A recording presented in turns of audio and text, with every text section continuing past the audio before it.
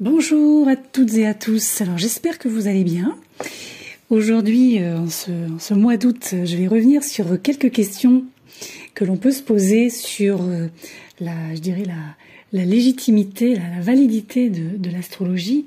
Donc plus simplement, un petit peu tous ces mythes qui viennent parfois un peu entacher d'ailleurs cet outil ou cette activité. En tout cas, ce qu'on peut appeler des croyances populaires qui remontent là aussi loin dans le temps. On va voir pourquoi et par rapport à quoi surtout. Donc je vous propose de faire un petit tour d'horizon qui sera pas très très long, hein, je vais pas m'étaler pendant 1 heure. Par contre, si jamais vous avez d'autres idées fausses dont vous avez entendu parler ou que l'on vous assène à chaque fois que vous-même parlez peut-être d'astrologie à des gens que vous connaissez ou que vous connaissez pas d'ailleurs, n'hésitez pas à le mettre en commentaire. C'est toujours intéressant de voir un petit peu la façon dont certaines personnes voient cet outil, en général sans le connaître, hein, c'est souvent ce qui se passe. Et la façon aussi dont nous-mêmes qui pratiquons l'astrologie pouvons parfois nous dire « Ah bah tiens, effectivement, ça, c'est quelque chose que j'entends beaucoup, que j'entends souvent. Est-ce que finalement, il n'y aurait pas une part de réalité, enfin de vérité ?» Voilà, on va regarder un petit peu tout ça. Alors comme vous le savez, l'astrologie, c'est un peu un sujet à la fois de fascination et de controverse depuis des siècles. On l'a vu quand je vous en ai parlé la dernière fois avec le tétrabiblos de Ptolémée. Alors c'est vrai que il y a une catégorie de personnes qui ne jurent que par la précision de cet outil et des conseils finalement que l'astrologue peut donner, et une autre catégorie de personnes qui ont tendance à rejeter. Pourquoi ? Parce que c'est une espèce de pseudo-science. Alors c'est vrai, c'est faux. Après chacun y verra, disons, midi à sa porte. Donc nous ici, ce qu'on va faire, on va essayer de démêler un petit peu la vérité derrière tout ça, derrière cette astrologie, en abordant les idées fausses les plus répandues et en essayant, autant que faire se peut, de faire la lumière sur les principes réels de cette astrologie. Donc on va essayer de démystifier un petit peu tout ça et de séparer les faits, donc les faits réels de la fiction, ou en tout cas des projections qui peuvent être faites. Alors on va commencer par le plus gros mythe, la plus grosse idée fausse. L'astrologie n'a aucune base scientifique. Alors ça, on nous le rabâche à longueur de temps. Moi, j'ai envie de dire que, effectivement, l'astrologie n'est pas considérée comme une science au sens traditionnel du terme. Elle a quand même un lien historique avec l'astronomie. J'en ai parlé dans les podcasts récents que j'ai intitulés « Astrologue, métier de rêve » ou « Philosophie populaire ». Comme on l'a vu avec Ptolémée, les deux disciplines, astronomie et astrologie, étaient entrelacées pendant l'Antiquité, et les premiers astronomes pratiquaient souvent l'astrologie. Alors, c'est vrai que la validation scientifique telle qu'on la comprend, telle qu'on l'entend aujourd'hui, ça par contre, ça reste toujours un défi, c'est un challenge. On n'est pas encore dedans. Il y a certaines études qui effectivement suggèrent des corrélations entre les positions célestes et, par exemple, certains traits de personnalité ou certains événements. Toutefois, il est vrai aussi que des recherches, je dirais, supplémentaires ou complémentaires seraient nécessaires pour établir une vraie base scientifique concrète pour l'astrologie, telle qu'elles existent pour, par exemple, les mathématiques, la physique, la biologie, l'histoire, la géographie. Parce qu'il ne faut pas oublier que dans l'Antiquité et aussi au Moyen-Âge, l'astronomie, comme on le sait, a pour but de prédire les positions du Soleil, de la Lune et des quelques planètes connues à cette époque. Donc les astronomes, ils ont fait quoi ? Ils ont élaboré des éphémérides, ce qu'ils appelaient à l'époque des tables, qui étaient fondées sur le système géocentrique de mon fameux Ptolémée. Voilà, moi je l'oublie pas celui-ci. Bon, maintenant, il semblerait quand même, d'après mes lectures, que c'était des éphémérides un petit peu complexes au niveau de leur utilisation. Après, quand on arrive à la Renaissance, alors à côté des éphémérides assez techniques, telles qu'on les connaît aujourd'hui, nous astrologues, vont apparaître ce qu'on appelle les almanachs. Alors les almanachs, c'est quoi? C'est un document qui mélange des données astronomiques simples, telles que les phases de la Lune ou la durée du jour, avec des renseignements un peu plus pratiques, comme vous savez peut-être, vous connaissez peut-être, qui concernent la santé, l'agriculture ou le temps qu'il va faire. J'en ai parlé également la dernière fois, on a aussi Copernic qui s'est intéressé en tant qu'astronome à l'astrologie. Alors c'est vrai que après que Copernic, lui, il eut fait connaître le nouveau système du monde, hein, comme on le sait, il a donné à l'astronomie, via cette découverte, un essor et une précision qu'elle n'avait encore jamais connue. Donc c'est vraiment grâce à lui qu'à partir du XVIe siècle, on découvre une nouvelle collection de tables, donc encore une fois d'éphémérides, de mouvements célestes. Et tout ça, ça lui a quand même demandé plus de 30 ans d'observation et d'études. Et là, ces éphémérides-là deviennent vraiment la référence, parce qu'elles ont été régulièrement corrigées, augmentées par les observations de ses propres disciples, et c'est vraiment les éphémérides les plus correctes de toutes celles qui pouvaient paraître à cette époque, donc au XVIe siècle. Alors après, quand on arrive au début du XXe siècle, donc assez proche de nous encore, hein, c'est vrai que c'est un siècle qui est caractérisé par de profondes remises en cause de l'espace et du temps, tout ce qui est spatio-temporel, notamment durant le premier quart de ce siècle. Pour la seconde moitié du XXe siècle, là on va avoir l'apparition de calculateurs électroniques, ce qui va en fait changer aussi le visage de la mécanique céleste et donc celui des éphémérides tels qu'on les connaît aujourd'hui et désormais. Donc nous ne sommes peut-être pas des scientifiques, mais nous en utilisons certains outils, quoi qu'on dise et quoi qu'il arrive. La deuxième idée fausse, qui est assez courante, c'est de penser que l'astrologie est une science prédictive. C'est-à-dire une science, en tout cas un outil, je vais prendre le terme outil plutôt, semblable à la divination, ce qu'on appelle la divination. Donc, par exemple, la voyance avec la cartomancie, la radiesthésie aussi, par exemple, avec l'utilisation du pendule. Donc des outils qui sont a priori capables de donner des réponses relativement exactes, notamment en oui ou en non. En réalité, l'astrologie consiste davantage à comprendre déjà les influences potentielles sur la personnalité, les comportements, les événements de la vie en fonction des positions des corps célestes, notamment au moment de la naissance, avec le fameux thème natal. L'astrologie ne prédit pas en réalité d'événements spécifiques. C'est très compliqué de dire à quelqu'un « Ah bah tiens, là il y a tel transit, il va se passer ci ou ça ». Moi, j'ai jamais vu. Hein. Il y a une couleur, comme on dit, il y a une dynamique qui se profile par rapport à un transit particulier entre deux maisons particulières, par exemple. Hein. Mais c'est vrai que l'événement en soi, c'est pas forcément quelque chose de catégorique. On ne peut pas donner une réponse catégorique. Par contre, cette astrologie, elle vient fournir un cadre pour d'abord la conscience de soi, puis la croissance personnelle, donc, par extension, l'événementiel. L'autre idée que l'on peut se faire de l'astrologie également, c'est que cette astrologie nous obligerait à suivre un chemin prédéterminé. C'est-à-dire qu'il y a une espèce de fatalité derrière ce que recèle l'astrologie. Il y a presque une peur un peu répandue comme ça qui fait que cette astrologie va dicter ce chemin prédéterminé pour les individus, qui a aucune place laissée au libre arbitre et que finalement nous sommes pieds et poings liés.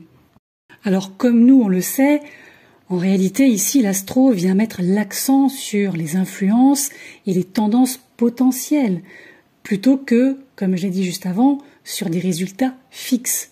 C'est un outil d'autoréflexion qui permet à chacun de prendre des décisions, j'ai envie de dire éclairées, en fonction des caractéristiques que chacun a à l'intérieur de soi, des atouts, des outils aussi hein, que l'on a nous-mêmes, et je dirais des choses que l'on souhaite faire, des projets que l'on a également. Autre idée aussi que l'on se fait, c'est que l'astrologie ne concerne soi-disant que les signes solaires. C'est ce que beaucoup de gens pensent. Alors je parle pas de vous, hein, je parle pas de nous, mais en règle générale, quand vous demandez à quelqu'un, posez la question à quelqu'un que vous connaissez ou pas vraiment, peu importe, c'est quoi l'astrologie pour vous ou pour toi? Vous allez voir ce qu'il vous répond. Il y a beaucoup de gens qui réduisent l'astrologie aux horoscopes des signes solaires que l'on trouve dans la presse, les magazines, sur Internet. Mais comme vous le savez, le signe solaire, c'est un petit aspect de votre profil astrologique. C'est 1/8 du gâteau divisé en 8 parts, vous voyez. Comme vous le savez, un thème astral complet doit prendre en compte les positions de la Lune, des planètes et tous les autres corps célestes qui étaient là au moment de votre naissance et qui viennent fournir en fait une représentation plus nuancée et plus précise de vos influences astrologiques. Il est vrai que à l'époque de la mise en place de l'astrologie, le zodiaque était divisé en 12 secteurs qu'on appelle les signes aujourd'hui, chaque signe faisant 30 degrés de longueur, et chaque signe a été nommé d'après une constellation dans le ciel à travers laquelle le soleil, la lune et les planètes ont été vus passer. Donc le signe par exemple du lion, c'est d'après la constellation du lion. Quand quelqu'un vous demande aujourd'hui votre signe, c'est votre signe solaire. Maintenant, ça fait quand même plus de 2000 ans que les signes, tels qu'on les connaît aujourd'hui, ont reçu leur nom de baptême, je vais dire ça comme ça, mais faut pas oublier la précession des équinoxes. Ce qui fait que les constellations du zodiaque glissent vers l'ouest le long de l'écliptique. Et ça fait en fait un tour complet tous les 26 000 ans. Donc en réalité, on a un décalage qui se met en place au fil du temps. Et en réalité aussi, ce qu'on appelle les étoiles ont glissé d'environ un 12e du zodiaque, ce qui correspond à peu près la totalité d'un signe, si vous préférez. Et c'est pour cette raison que l'astrologie qui vient accompagner, je dirais, ce phénomène du cycle de précession des équinoxes, c'est la fameuse astrologie sidérale. Pour résumer rapidement la différence entre le zodiaque tropical et le zodiaque sidéral, je dirais que le zodiaque tropical, tel qu'on l'utilise, en tout cas c'est utilisé par la plupart des astrologues occidentaux, il est en fait basé sur l'endroit où le soleil était stationné chaque jour civil il y a déjà 2000 ans en arrière. Donc vous voyez le timing au niveau je dirais des fondations, c'est 2000 ans en arrière. C'est à ce moment-là que l'astrologie, en fait, s'est déplacée vers l'Occident. Et de là, il y a eu un grand débat philosophique qui s'est installé concernant la prédestination par rapport au fameux libre arbitre. Et ça a également conduit au zodiaque tropical. C'est-à-dire que là, on a un zodiaque qui s'est figé dans le ciel, comme le ciel d'il y a des milliers d'années. Ensuite, il se passe quoi? On a la précession des équinoxes qui surplombe un petit peu tout ça. Et en raison de l'oscillation de la Terre, le Soleil est maintenant dans la constellation qui précède précession. Vous voyez?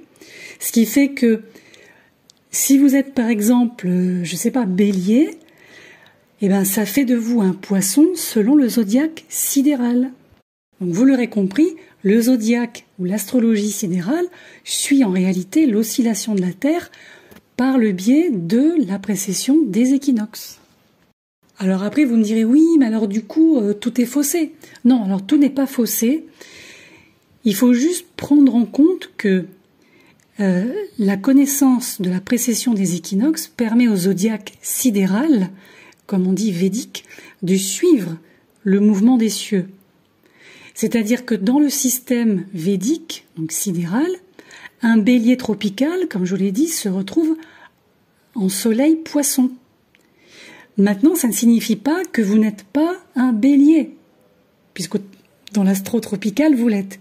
Donc, les deux systèmes, en fait, ont été développés, et non pas inventés, développés, de manière à maintenir leur propre intégrité au sein de leur propre système d'interprétation aussi. Une autre croyance qui revient aussi souvent, c'est que on dit que l'astrologie ne peut traiter que des questions personnelles et non pas des questions collectives. Alors ici, contrairement à la croyance, justement, selon laquelle l'astrologie n'influencerait que les aspects personnels de la vie, comme on le sait, elle peut également offrir un aperçu des tendances et des événements sociétaux plus larges. Comme on le voit avec les grands cycles astrologiques, on a cette possibilité d'établir un lien entre les mouvements célestes et les événements mondiaux, ce qui nous offre une perspective plus large sur les influences collectives qui façonnent le monde dans lequel on vit, et pas uniquement au XXe et au XXIe siècle. Quand on remonte dans le temps, on a la même chose. En fait, moi je pense que ce qui fait la complexité de l'astrologie, c'est cet outil, ce métier qu'on ne sait pas trop où placer, comme je l'ai déjà dit. On n'est pas scientifique, on n'est pas psychologue, on n'est pas psychanalyste, on n'est pas historien, donc c'est toujours un petit peu, je vais pas dire que c'est un métier bâtard, mais on n'est pas loin quand même, parce que l'astrologie, c'est pas seulement les fameux horoscopes, encore une fois, qu'on peut lire rapidement, en passant sur tel ou tel site. C'est davantage une discipline approfondie, en tout cas à mon sens qui doit l'être, qui ne doit pas rester en surface. C'est une discipline qui est large, donc qui permet de prendre en compte d'autres disciplines, histoire, psychologie, mythologie, etc., et qui comporte en fait des éléments à la fois en partie scientifiques, comme on l'a vu, les éphémérides notamment, mais aussi artistiques. Artistique, alors c'est pas au sens faire du spectacle, c'est pas du tout ça, c'est plus dans la façon de pratiquer.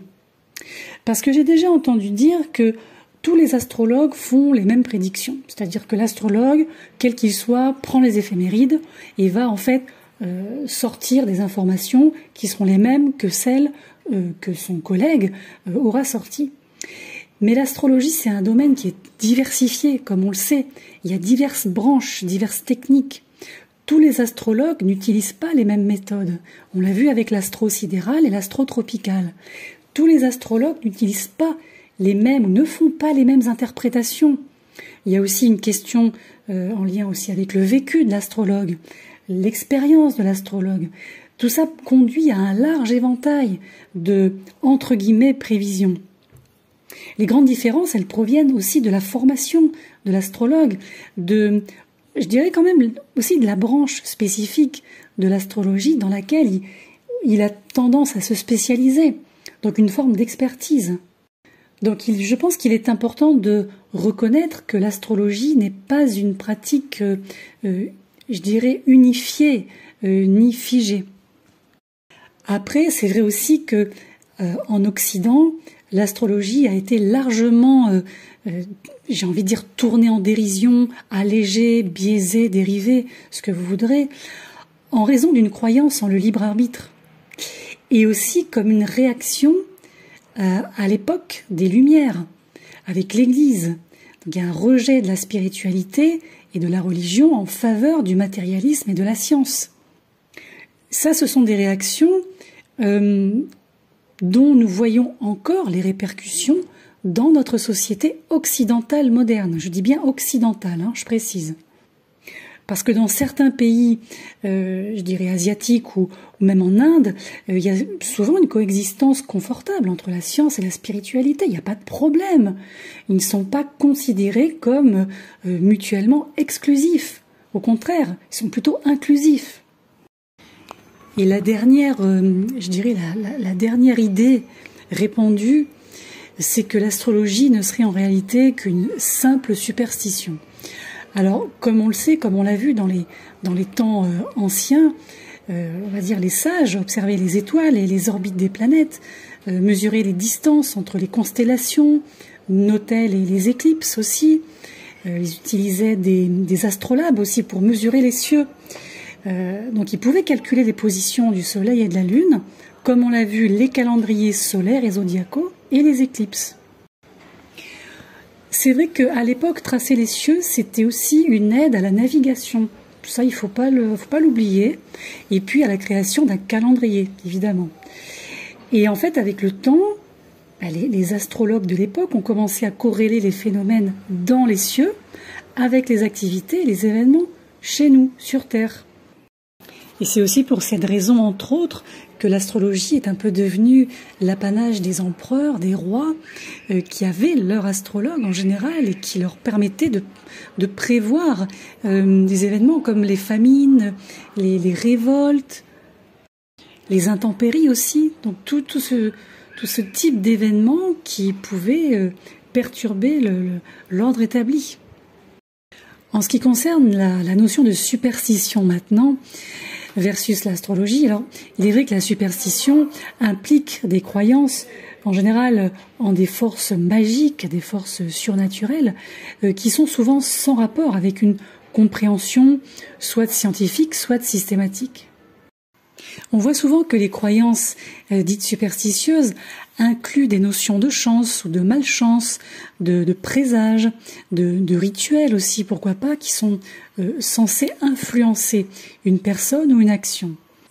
Ce que j'ajouterais, c'est qu'elles manquent généralement aussi de bases rationnelles, de bases empiriques, et découlent souvent de traditions culturelles, de folklore, ou pourquoi pas également d'expériences personnelles.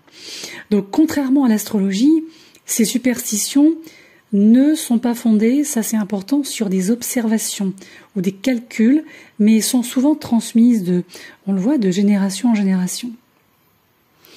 Les superstitions peuvent être aussi générées par une forme de peur, laquelle peur engendre une superstition, qui engendre une peur, qui engendre une superstition. On peut se poser la question de savoir est-ce que l'astrologie finalement n'est pas un outil qui peut être utilisé lorsque nous sommes dans une période où justement la peur nous tenaille. C'est pour ça que moi je dis toujours, je me répète, il vaut mieux éviter de faire une séance en situation de crise, en situation de panique. C'est pas quelque chose qui sera profitable. En tout cas, en ce qui concerne justement les liens un petit peu particuliers entre l'astrologie et là où les superstitions, il faut remonter dans le temps, comme toujours, comme d'habitude, c'est là où on trouve les meilleurs ingrédients, j'ai envie de dire. On va remonter autour généralement des 12e et 13e siècles. À cette époque, on a quelques théologiens qui discutent du rôle de l'astrologie dans la vie humaine. Alors, en l'occurrence, à cette époque, l'astrologie fait ressortir deux composantes, l'astrologie dite naturelle et l'astrologie dite superstitieuse. L'astrologie dite naturelle, ça serait plutôt une astrologie qui va se situer dans le domaine des choses physiques, des choses palpables qui existent, comme le lever du soleil, le coucher du soleil, les mouvements de la lune, du tempérament aussi, des caractéristiques que l'on peut attribuer à telle ou telle personne. À l'inverse, on a à cette époque une astrologie dite superstitieuse qui, elle, met en garde en fait contre une lecture dite excessive des événements fortuits ou des choses qui seraient soumises au libre arbitre, au libre choix en fait. Et c'est vrai qu'à cette époque-là, on a plutôt tendance à condamner la divination astrologique pour être à la fois exploiteuse et superstitieuse. Mais quoi qu'il en soit, à cette époque, autour des 12e et 13e siècles, on a quand même ce fil conducteur qui est la croyance que le libre arbitre ne peut en aucun cas être annulé par le mouvement des étoiles. Je vais juste vous citer un extrait écrit par saint Thomas d'Aquin dans sa somme théologique qui dit « Les formes célestes peuvent faire impression sur le corps humain et par conséquent sur les puissances sensitives, qui sont des actes des organes corporels ayant une inclination pour les actes humains. Cependant, l'homme est capable, par sa raison, d'agir contre l'inclination des corps célestes. En fait, ici, ce que dit Daquin, c'est que les étoiles peuvent influencer notre tempérament, nous prédisposer à certains modèles de comportement également, mais il est quand même assez ferme dans son affirmation que les dits corps célestes ne peuvent pas nous faire faire ou ne pas faire quelque chose, et qu'ils ne peuvent pas contrôler notre destin. Et en quelque sorte, pour l'époque, c'est que notre libre arbitre, donné par Dieu, nous rend en fait ultimement responsables de nos propres actes. En fait, les astres n'ont pas la capacité, selon lui, de diriger notre volonté ou d'outrepasser cette volonté. Regardez un peu comment l'astrologie était vue à cette époque. Je pense que pour pas mal de gens, ça n'a pas changé, mais écoutez ce que je vais vous lire. Là. Donc un autre extrait, toujours de Thomas d'Aquin, donc sur le même siècle. Il dit « La plupart des hommes suivent leur passion, qui sont des mouvements de l'appétit sensitif, dans lesquels les mouvements des corps célestes peuvent coopérer. Mais peu sont assez sages pour résister à ces passions. Par conséquent, les astrologues sont capables de prédire la vérité dans la majorité des cas, et surtout de manière générale, mais pas dans des cas particuliers, car rien n'empêche l'homme de résister à ses passions par son libre arbitre. » Donc en résumé, on pourrait se dire que finalement la question n'était peut-être pas tant celle du libre arbitre versus une forme de fatalité, il s'agissait plutôt de savoir de quelle façon ce fameux libre arbitre existait dans un cadre beaucoup plus large où certaines choses étaient en fait prédéterminées, et une question de savoir comment la cause et les faits naturels existaient dans un cosmos où à l'époque les gens et Dieu possédaient ce libre arbitre. Donc, comme vous l'aurez compris, l'astrologie n'a pas fini de faire couler de l'encre à son sujet, et ce qui prouve quand même que c'est un outil qui perdure, qui se développe, qui se rapproche quand même, comme on l'a vu, en fonction des périodes, des époques, de l'histoire, d'autres outils aussi, d'autres manières de penser, d'autres paramètres aussi intellectuels et culturels. Et pour ma part, je trouve que c'est une très bonne chose. Voilà. Bon, mais j'espère que le contenu vous aura intéressé, plu, voilà. Et puis, quant à moi, je vous retrouve dans les prochaines semaines pour vous parler de la maison 12. La maison 12 est-elle si maudite que ça ? Sa mauvaise réputation est-elle justifiée ou bien galvaudée ? Je vais m'en aller décrypter tout ça pour vous, et je vous proposerai ce podcast dans la suite de ce mois d'août. Voilà, je vous dis à bientôt.